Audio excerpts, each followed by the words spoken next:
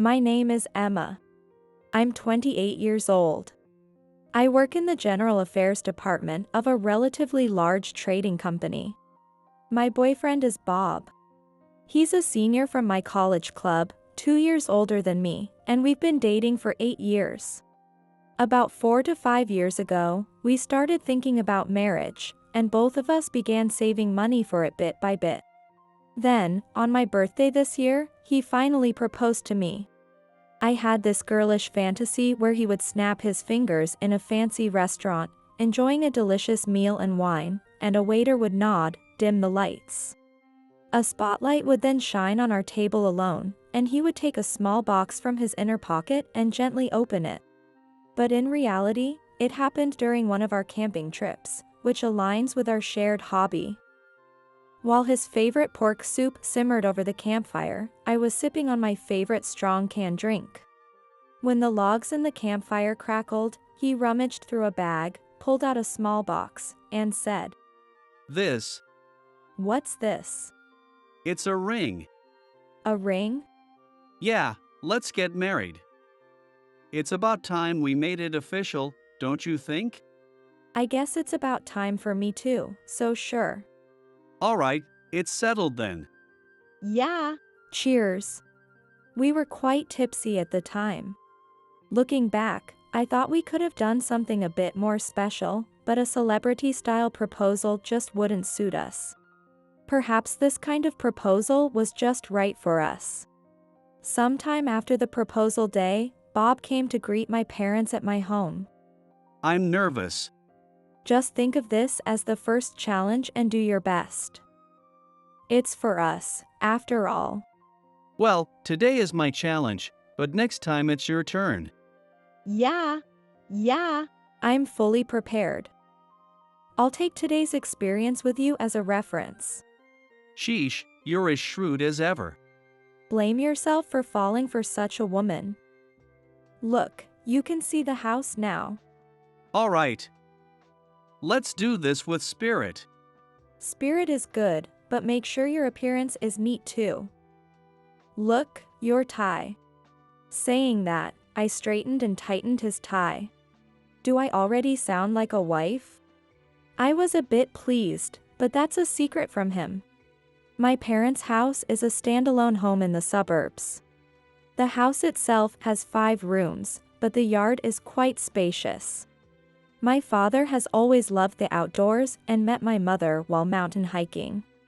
That's probably why I also love the outdoors and took up camping as a hobby. To me, it's just a normal family. Currently, my father is retired but works at a relative's company. I joined the company with enthusiasm, but I hardly get any significant work. Still, I get paid, so life is pretty cushy. Hot. So he says. Well, both of my parents are healthy and cheerful, which I tell myself is a good thing. When we arrived at the house, my parents greeted us together at the door. Bob seemed really nervous. Nice to meet you. I'm Bob. Even saying his own name, which he must have said hundreds of times, came out with a stutter. I'd like to ask for your permission to marry your daughter. Even so, the way he conveyed his intentions to my parents was so cool that I fell for him all over with his resolute demeanor. My father smiled and joked. Bob, are you sure about this girl? If you're okay with this, then by all means, go ahead. What does he mean by this girl? My dad has always been like this. Em is getting married, huh? She'll be moving far away. I was at a loss for words. My parents are always like this. Well, that's just how they are, so Bob's nervousness quickly faded, and what was supposed to be just a greeting turned into an invitation to stay for dinner, and then it spiraled into a full-blown party, ending with them insisting he stay the night. However, when my mother called his home to inform them he'd be staying, his father answered. I appreciate the gesture, but we'll have to decline this time. Staying suddenly in a house we don't know, we might end up with some bizarre charges later, and we wouldn't know how to handle that. Such a rude thing to say. I remember hearing that Bob's dad was the CEO of a pretty large company. Bizarre charges. My mother asked back. Yes, I'm a CEO, and Bob is the son of a CEO. There are many out there eager to leech money from us, and it's a nuisance. I don't want any relations with those who have a beggar's mentality. So, are you saying that we are those penniless beggars? Anger was seeping through my mother's voice. I'm saying there's a possibility. Understood. Then I'll tell Bob to go home. Yes, please do. With that, the call ended. Who does he think he is? So rude. My mother was furious. What happened? It's nothing. I kindly offered for Bob to stay, and his father accused me of trying to extort money. Bob arrived at that moment. I'm sorry. My parents have been scammed before, so they tend to be suspicious of people's kindness. It's not your fault, Bob. Well, we'll just have to slowly build a good relationship. Today was fun. Please take good care of Emma. My father was patting Bob's shoulder as he apologized. Ultimately, Bob did not stay the night and went back home. At that time, I still didn't know the true nature of Bob's father. And then, it was my turn. Bob's father was an entrepreneur who built his wealth from scratch. He inherited a small ironworks from his parents and, with his excellent management skills, grew it into a large machinery manufacturer. Of course, his parents' home was also luxurious. Surrounded by high walls, it was a 3-story building made of reinforced concrete. Seeing such a grand house could make one feel intimidated. Now it's Emma's turn to be nervous. Bob joked. Of course I'm nervous. Look, there it is. Make sure you're well dressed. Thanks. Nervous, I entered the house and greeted my MIL, Jessica, who led me to the sitting room. There sat my FIL, Tom. Jessica prompted me to sit down in front of Tom. Hello, nice to meet you. My name is Emma. I am about to marry your son, Bob. It's a pleasure to meet you. I'm Tom, Bob's father. Sorry to trouble you today. Well, I guess it's impossible not to be nervous, but make yourself comfortable. Thank you very much. Meeting Bob's father for the first time. He had a rather stern look, and he seemed to be in a bad mood. But let me ask you straight. What's your motive? My motive? To put it plainly, I'm the CEO of a major company. As you can see, I have considerable assets. I'm asking if that's your motive. I was taken aback. Motive? The only purpose I can think of for marriage is that I love Bob and want to build a happy home together, yet here he is, conjuring up some far-fetched motives. No, I have not considered anything like that at all. Excuse me, but what are your parents doing currently? My father has retired and has taken a new job at my cousin's company, now working there. I'm not quite sure what he does, but he's happily employed. My mother is a homemaker, living healthily. Hearing this, Tom leaned back arrogantly. His arrogant posture made me furrow my brow in displeasure. I see, but from what I hear, it doesn't sound like you come from a very wealthy background. What is your job? Yes, I work in general affairs at a major trading company in the city. General affairs isn't a career path where you can expect much advancement. Well, yes, that's true. So, you're planning to rely on Bob and me after getting married. What? I blurted out in disbelief. What is this man talking about? At that point, my mindset switched. The whole polite and friendly greeting went right out the window. What do you mean by that? Tom said condescendingly. Just what I said. Your family is poor, and you're scheming to marry into wealth with my rich son, right? Your parents are also counting on my son for some extra money to enjoy their old age. He even insulted my parents with such remarks. Unacceptable. What did you say? I couldn't help but raise my voice. There's a limit to how much you can look down on people. I could feel my face flushing with anger. Bob tried to intervene. Dad, that's going too far. Her parents were nice people. When I went to greet them, they welcomed me warmly. They're not the type to aim for a marriage of convenience or to depend on others. But his father brushed him off. Be quiet. You are too naive, Bob. Let me handle this. Then let me say something. I cut into their argument. Our family poor? Sure, we're not as wealthy as this house, but we live a decent, average life. And don't speak ill of my parents. I respect them. They are honorable people. Hey, Emma, calm down. Bob tried to calm me down in my heated state. But I silenced him just as Tom had silenced him. You be quiet. With that, Tom glared at me. What I mean by poor is any family with less money than us.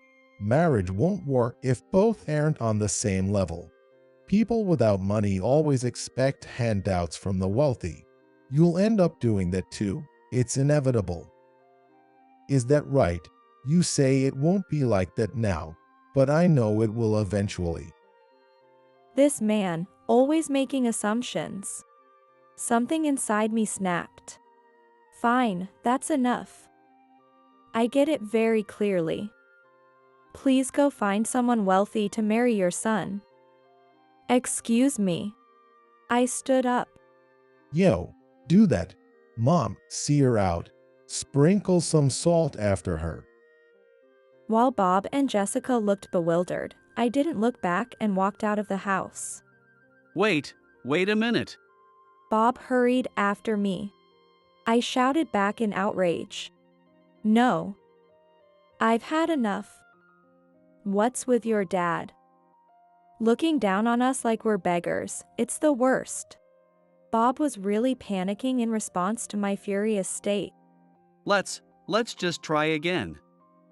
My dad was just in a bad mood today. I've had enough. Why do I have to be insulted like that? There's a limit to how much you can belittle someone. Just calm down. Why don't you sit down and have some tea? I was in no mood to cool down right now. I'm sorry, but I'm just not feeling up to it. I'm going home today. Don't contact me for a while. Emma. I shook off a clinging Bob and went home alone. After that, Bob called and emailed me numerous times, but I ignored all of his attempts. That day, as I got home angry, I told my parents everything that had happened. That's a bit harsh. Does our family look that poor? My father made a face as if he was chewing on a bitter bug. That's terrible. Bob is a good person, and even the phone call before was bad, but this was even worse. My mother was astonished. So, what are you going to do? Are you thinking of breaking up with Bob? Well, no. I still like Bob, and I want to marry him. I see. Why don't you take some time to cool off, and then try meeting him again? If things still aren't going well, I'll step in. Really? Yes. For my darling daughter. No big deal. My father was kind and reassuring. Hearing my father's words, my mother gave me some advice. It seems they don't know much about us, so make sure you explain things properly. Persuaded by my parents, I decided to meet Bob's parents again. I resumed contact with Bob and asked him to let me meet his parents again. Bob was delighted and quickly arranged it. It felt like the bell for round 2 was ringing. The opponent was formidable. Am I Don Quixote heading towards a giant windmill, or am I a hero fighting a villain? The meeting at Bob's house was set for Saturday on the weekend. Though a showdown sounds like a Friday thing, for me, it was Saturday. Finally, Saturday came. I was restless all morning, watching the clock and waiting for the appointed time. When the time came, I met up with Bob and we headed to his parents' house. Entering the house, Tom was sitting in the living room, just like before. "Hello, long time no see," I greeted him. Tom still looked at me as if I were an annoyance. What? You're back again. "Yes, not giving up is my motto," I replied with a smile. Of course, Tom's attitude didn't change. No matter how many times you come, my mind won't change. You're wasting your time. I can't just accept that. I have my own pride and determination. Hearing this, Tom's annoyed demeanor shifted to a dismissive one. Do whatever you want. So, do you have something to say? I once again voiced my request to marry. "Yes, please allow me to marry Bob." No, I won't let my Bob marry a poor person. The expected response came. "I've said it many times, but we are not poor." Are you really that wealthy, Tom, to be calling people poor? It was time for a counterattack. I challenged Tom with a question. What did you say? I took over my father's company, which had 20 employees, and expanded it to include subsidiaries with 2,000 employees. That's a 100-fold increase. How can you say that I, the president of such a respectable company, am not wealthy? Oh really, and? And are you mocking me? Our annual sales have increased from $1 million to over $100 million now. Isn't that just about the company? That's not your money, right? Exactly, it's the company that's big, not you. I hurled the argument I had been brooding over since the furious drive home at Tom. It hit a sore spot, and Tom started yelling. What are you trying to say? Stop taking me lightly. If you want to convince me, prove that you're wealthier than me. Is money the only measure of a person? That's not right. The value of a person is not measured by money. As I countered, Tom's voice grew even louder. That's something a poor person would say. If you're so desperate for money, just say it. I'll give you the money, but don't ever come here again. That sounds exactly like something a nouveau riche would say. It suits you perfectly. Hey, Emma, stop it. Dad's embarrassing himself, just stop. Bob tried to intervene as Tom and I escalated. Stay out of this. No, this is fundamentally about me and Emma. Shut up. I need to make this poor girl understand my greatness. As Tom grew more agitated, I showed no signs of backing down. Exactly, I need to put this know-nothing in his place. I won't marry until this is settled. Really, we came here to announce our marriage. How did it come to this? Bob was at his wit's end. What a rude girl. I'd like to see what her parents are like. Oh, is that so? Then I'll accommodate your request. Next time, I'll bring my parents. Bring them. I want to see the kind of parents who raised such a rude daughter. They must be just as rude. Tom scoffed at that. Why did someone like Bob come from parents like you? It must be because Jessica's genes are superior. Oops, I got a compliment. Thank you, Emma. Jessica was delighted. Hey, why are you happy about this? After scolding Jessica, Tom turned to me. Enough. You're not worth talking to. Let's have a thorough discussion when your parents come. A daughter like you doesn't belong in this house. What an outrageous thing to say. But before I could get angry, Bob was furious. How dare you say such things? I no longer consider you a parent. I'm cutting ties with you. Should I get a divorce too? You're always saying such awful things. I don't want to be with you. Jessica nonchalantly threw that in too. When I got home, I told my parents everything that had happened. After hearing it all, my father sighed and said, So it has come to this. Well, if that's what he wants, let's meet him. Yes, Dad, you tell them off, but I'd like to meet Bob's mother. She doesn't seem like a stranger to me. You better not come. It'll only complicate things. Oh, but I want to go. My mother started looking forward to possibly becoming friends with Bob's mother. No way. Mom, your pace will dampen the angry mood. That's too bad. I just wanted to help you. I'm thinking of your sake. My mom pretended to cry, feeling frustrated. By the way, what was the name of Bob's father again? It was Tom, I believe. Tom. Tom? My dad started to scratch his head as he heard Tom's name. It seemed a bit odd, and I asked my dad while nodding. Yes, that's right. Dad, do you know him? No, something is nagging at me. It's right on the tip of my tongue. My dad continued to look puzzled. Come on, are you getting senile? Mom joked. Oh, that's right. It's that guy, that jerk. It seemed he finally remembered. Wait, he knows him? The world seems large, but is unexpectedly small, and I was surprised by such a coincidence. What, Dad, you know him? Well, yes. Something like that. Now then, Emma, can you contact Bob's dad for me? Sure, is next Saturday okay? Yes? That's fine. Also, I'll be a bit late. So can you go ahead first? What? Aren't we going together? I was surprised to hear we wouldn't be going together as I had assumed. Hell, the main character should make a grand entrance at the end.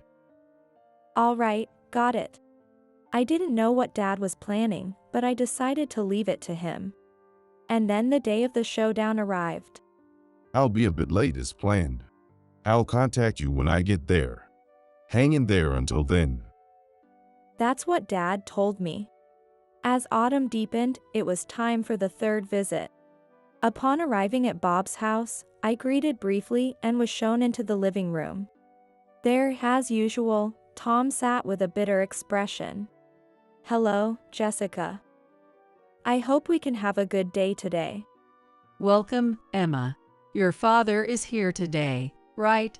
What does he like to drink? Jessica seemed cheerful. Seeing Jessica made me feel a bit more at ease. No need to prepare any drinks. Or rather, you're here again. It's the third time now. Our fancy drinks are too good for the likes of a poor person. Jessica, thank you for your consideration. But it's all right for now. So, where is your father? Got cold feet, huh? Tom was still condescending. No, he just has some preparations and will be a bit late. I apologize. Well, it doesn't matter. Nothing will change when he gets here. Bob rebuked Tom's attitude with a bit of irritation. I thought to myself, Bob really has it tough. It's my marriage, after all. Dad shouldn't be fussing about it. Tom seemed unaffected by those words. Tom responded dismissively. Nonsense. I'm just trying to do what's best for you. Bob responded with dissatisfaction. That's none of your business.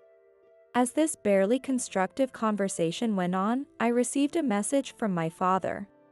I just got a call from my father. He has arrived. Then, the doorbell rang.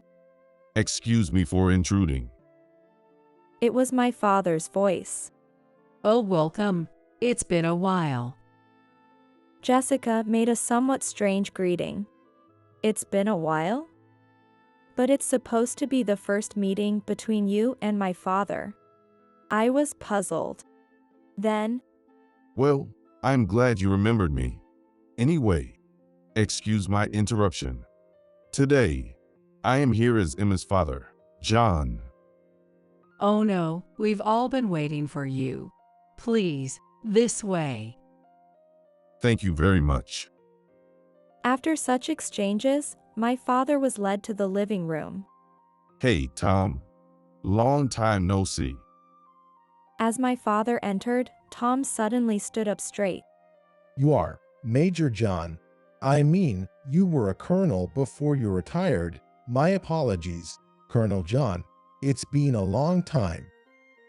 He saluted. Of course, since it's indoors and he's without a cap, it was an informal salute with hands by his sides and head bowed slightly forward. Bob and I couldn't grasp what was happening. Don't be so formal. The days when I was a colonel and you were a sergeant major are long gone.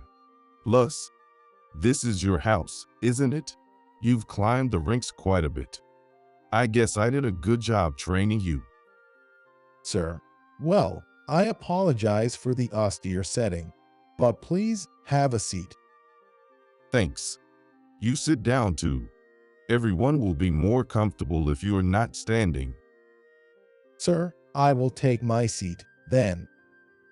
Saying this, Tom sat down, but unlike before, he was sitting formally on his knees. Dad, you know Bob's father? This situation was so unexpected, I had to confirm. Yes? Back when I was in the military. This Tom came as a new recruit.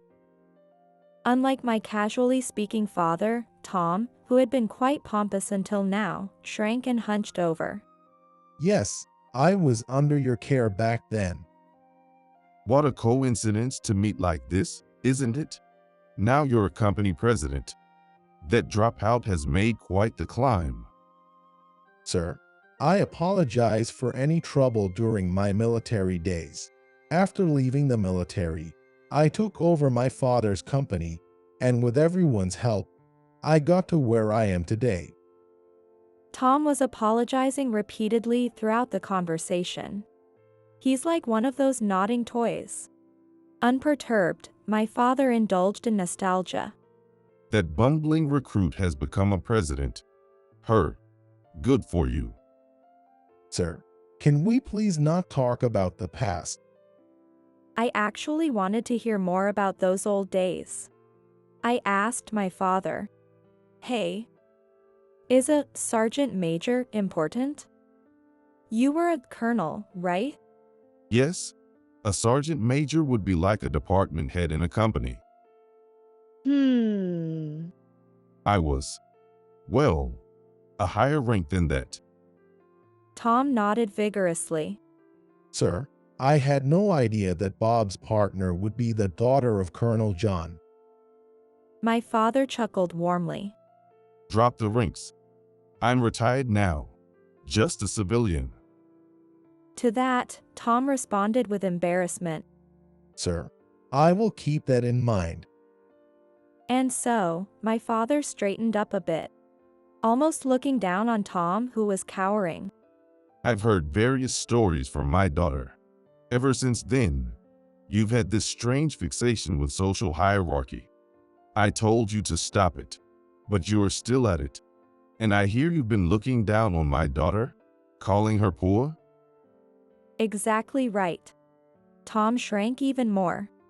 Yes, I am truly sorry. No, since I retired, I've been involved with a company you might have heard of, called as Heavy Industries. Yeah, that's the company that makes tanks like the ones you use to drive.